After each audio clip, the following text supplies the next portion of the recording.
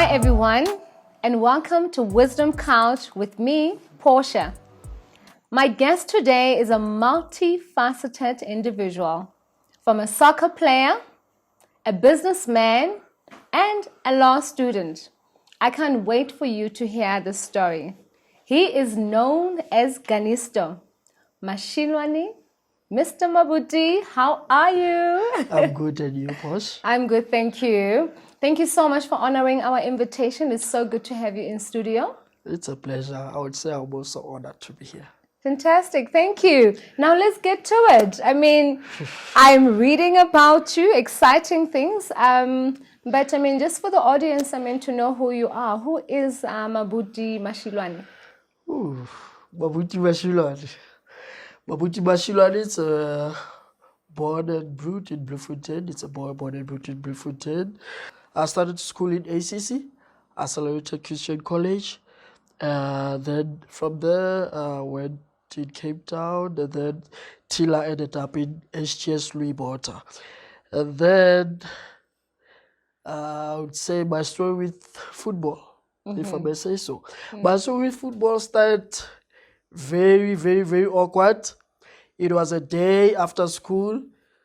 Actually, I wasn't playing soccer per se. I was playing rugby at ACC. Okay. Yes. And one day after school, the my stop was the last one. Actually, there by say Sarabamodi, and then I saw these other guys playing in the stadium. Then I went in just to take a look. Apparently, it was the trials for the under 12.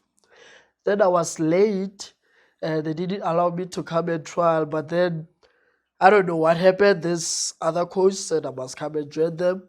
Within that 15 minutes, I impressed them. I was taken to the Free State team, from Free State team, national team, playing for Simba under 12 national team. Yes, and then from there, it went on and on and on till I was in Cape Town, stayed there playing for Ajax Cape Town, development team. Then came back to Bloemfontein Celtic.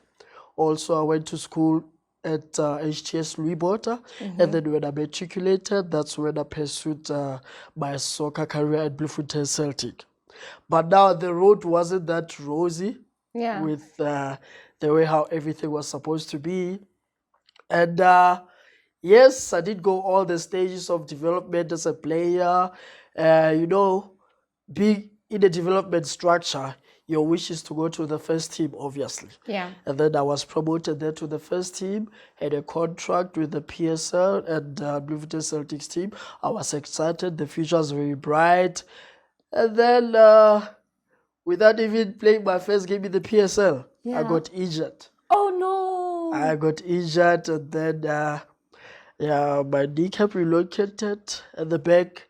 And then, I couldn't play anymore. My contract was cancelled. And you can imagine having all those dreams that you'll be somewhere one day with your talent. And then just in a minute, your dream was shut down.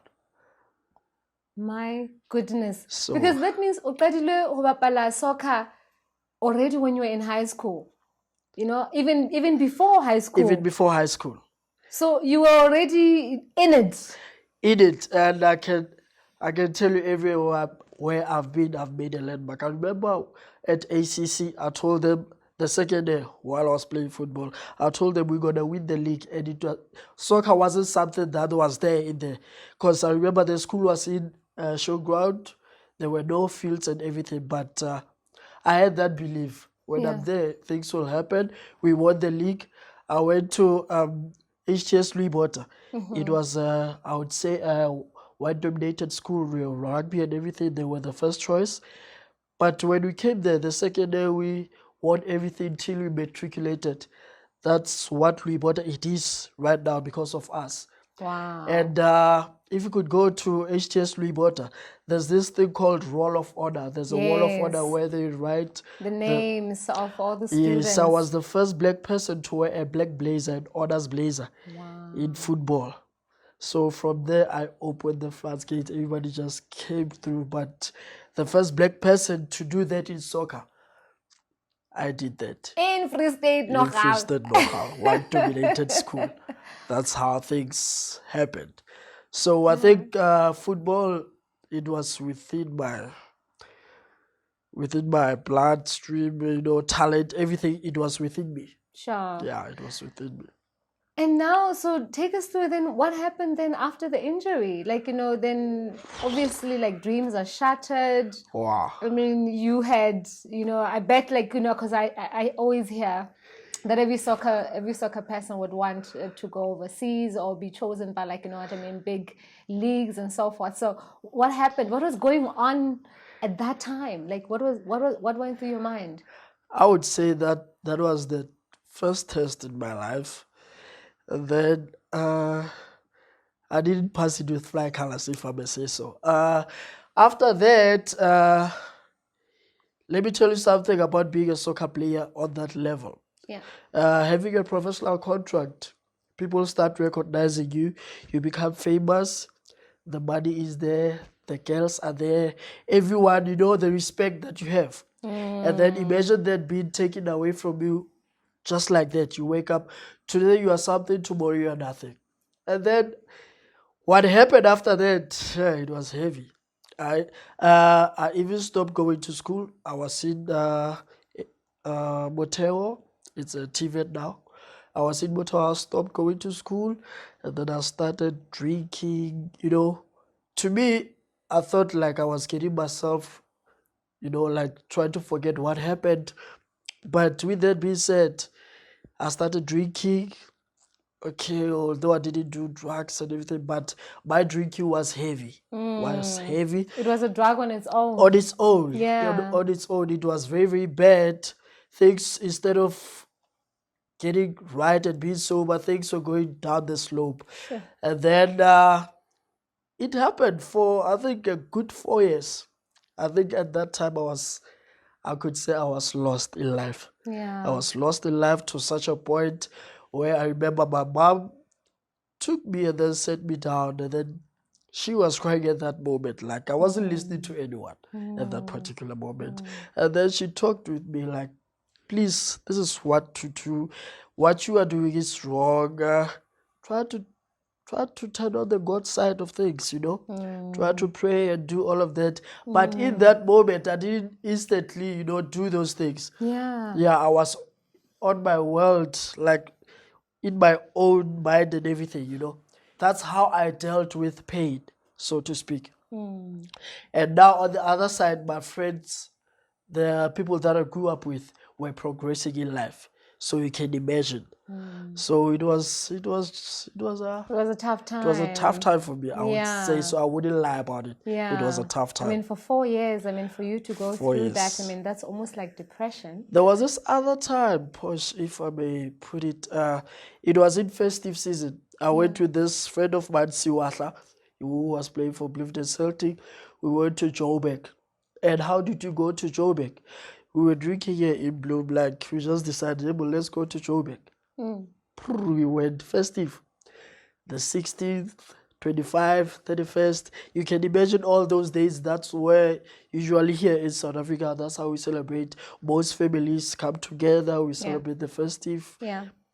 I was there. We were wilding in Joburg, going from one place to another, drinking, having girls, all of that. But to such an extent, one night while I was sleeping at a friend's place, while we were there, I just decided to the money booked for a bus, came back to Bloemfontein. I think that was the turning point. When I came back, my mom almost died, because she was crying non-stop for days, just for seeing me coming into the house. So that's how bad it was. Almost like, thank God my son is alive. Because, you went for so long. Because I wasn't even talking with them while I was there. Oh, I was having time of my life. Sure, my goodness. Now, after that, you must have then did an introspection. Like you took stock, A lot.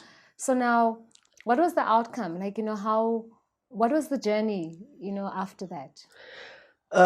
From there, I started doing like everybody else, taking CVs from here to there.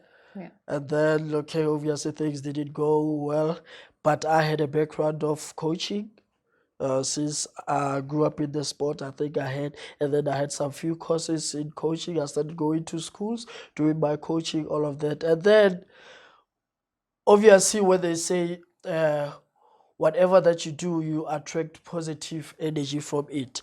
So with that being done over some time, there was this other gentleman who took me in and then introduced me into this business world and everything. He nurtured me, he mentored me, and then slowly started meeting people, seeing people, how things are done in this world, trying to discover who you are. And through that journey, yes, I would say that's where I was maturing. I was seeing growth in a way, although it was that phase of being mentored and nurturing. Yes, and then over the years it came by. I was mentored, and then till I took it upon myself, like, okay, I'm done with being mentored. Let me try to look at other venues, other avenues. While I was busy doing that, I was seeing the whole world, the picture that I wanted to do. Here is the interesting part. While I was on that journey of rediscovering myself, things were okay, and then I got married. During that journey of now I was maturing, becoming a responsible adult now. While I was married, my dad passed away, whom I was looking forward for, because he was everything. My dad was everything. Yeah, my dad passed away. While I was trying to rediscover myself, things didn't go well. Marriage-wise. Then I got divorced. And then that was a down slope again. You can imagine fighting all those demons. Try to recover yourself, who you are. On the other side, your image is being dented. On the other side, you have to be a responsible father for the family also. So I think that was a testing time for me. My dad just passed away within just a year or so into marriages. I was looking for that father figure to guide me into this marriage thing. I'm into something new that I don't know how it is done. So I wanted guidance and everything. It was not there. I had to fight myself through that. So it was divorce. It was my dad passing away. It was me getting blessing myself. of a boy. Yes, out of all of that, I was blessed with a beautiful baby boy, whom I named Jordan. As you can all know, I'm a huge fan of Jordan because of the history of the man himself. So I named my boy Jordan. Wow, it's like just that story. I could have a tissue and wipe my tears and then laugh at the same time. Like that's just how uplifting it is. That I guess people don't have to sit and dwell into sorrow. Yes. So with that, obviously, then there was so much joy in your life. Even if, you lost your dad. Yes. So I guess you stepped up. And I had to. Yeah. I had to step up. Obviously, now I'm the man of the family now. I have to look up for my family, my mom, and also my sister's sibling, everything. I have to take care of everyone. Now there's this little guy who's looking up for me. You know, I can't sit and just relax. He has to, when he grows up, he has to fit into something that his father built. Okay, with that being said, over the years, after all that, I don't want to call it commotion or whatever. After all of that, it was heavy. It was heavy. After all of that, then started working again, doing some project, doing some tenders like everybody else. But now there was this one thing that I would take. I think it's a positive. The person who mentored me, he always taught me to look out out of the box. Not everything that everybody's looking at every day. You have to look outside the box, something that is not done within your surrounding or within your vicinity. So I did a research for I think a year and a half into I took the direction of transcribing. Transcribing is taking your audio records, putting them into Word and doing them in filing document your word and everything. So through my research in Bloemfontein, only 2 companies did that, and both of them they were based in Joburg. So I went into transcribing, did all the research, and then with my luck, I think the people that are surrounding me, those were the people who had the experience with what I wanted to do. Yeah. So for me, it was kind of easy to tap into everything. Yeah. So I went into transcribing business. Today I'm having a business into transcribing. I'm working with courts and all the lawyers, advocates, you can name them, everything that has to do with law. Because nowadays at courts, they don't use files or, papers, and everything is very audible. So my company is doing transcribing for everyone. We started in the Free State, now it's all over South Africa. Wow. Because we have lawyers from Cape Town. Even the other day, I got a call from Namibia. She's a lawyer in Namibia to do some transcript for her. And then I would proudly say I'm the first company in black-owned to do transcribing in Bloemfontein. Wow. Yeah, I would say. Congratulations. I mean, that is so outstanding. Yes. Well done on that.